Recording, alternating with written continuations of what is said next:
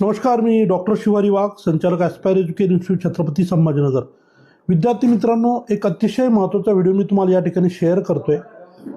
महाराष्ट्र CTCLच्या वतीनं MBBS BDSचा round कधी सुरू होणार याची विचारणा तर एका बाजूला होतीच आहे, कारण ऑलरेडी MCCच्या वतीनं दुसरा राऊंड जो आहे तो सुरू आहे. तर ज्या MCCच्या राऊंडच्या नंतर इतर राज्यांची प्रवेश प्रक्रिया सुरू होणं अपेक्षित होतं, त्यानुसार आज आपल्याला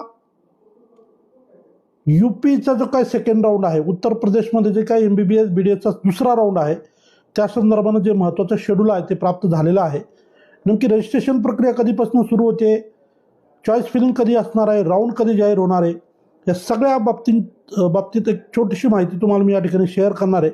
त्यामुळे आपण हा व्हिडिओ शेवटपर्यंत पहा आणि गरजू मुलांना नक्की शेअर करा.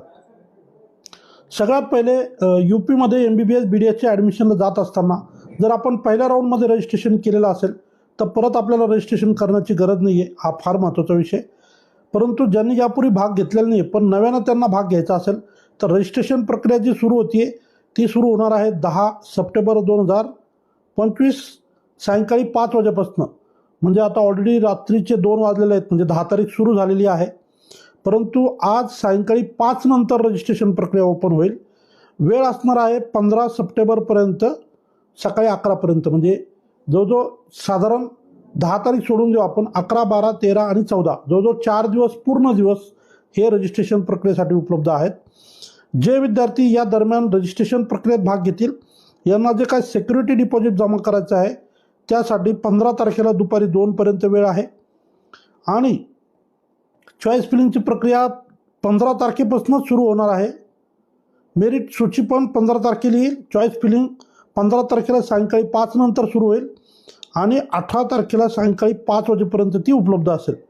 सो चॉईस फिलिंगसाठी 15, 16, 17 आणि 18 असे जवळजवळ 3 दिवस त्या ठिकाणी उपलब्ध आहेत. आणि जे विद्यार्थी या दुसऱ्या राऊंडमध्ये भाग घेतील यांची जी सिलेक्शन लिस्ट असेल ती 19 सप्टेंबरला पब्लिश होईल. सो खूप चांगलं शेड्यूल हे UP गव्हर्नमेंटनी पब्लिश केलेलं आहे, कारण याच्या अगोदर MCCचा दुसरा राऊंड जाहीर होईल. ज्या मुलांना MCCच्या दुसऱ्या राऊंडमध्ये ॲडमिशन मिळेल त्या विद्यार्थ्यांना मग या ठिकाणी रजिस्ट्रेशन प्रक्रियेत भाग घेण्याची गरज नाही, किंवा रजिस्ट्रेशन जरी केलं तरी डिपॉझिट भरलेलं सुद्धा नंतर परत येऊ शकतं, कारण चॉईस फिलिंग करायची गरज पडणार नाही. सो ज्या मुलांना 19 तारखेला ॲडमिशन मिळेल अशा विद्यार्थ्यांना रिपोर्टिंगसाठी 20 सप्टेंबरपासून 26 सप्टेंबरपर्यंत त्या ठिकाणी वेळ असणार आहे. सो एक अतिशय महत्त्वाची अपडेट, UP MBBSचा दुसरा राऊंडचा शेड्यूल आलेला आहे. ज्याही विद्यार्थ्यांना याच्यात भाग घ्यायचा असेल, आमची मदत घ्यायची असेल, निश्चितपणे आमच्या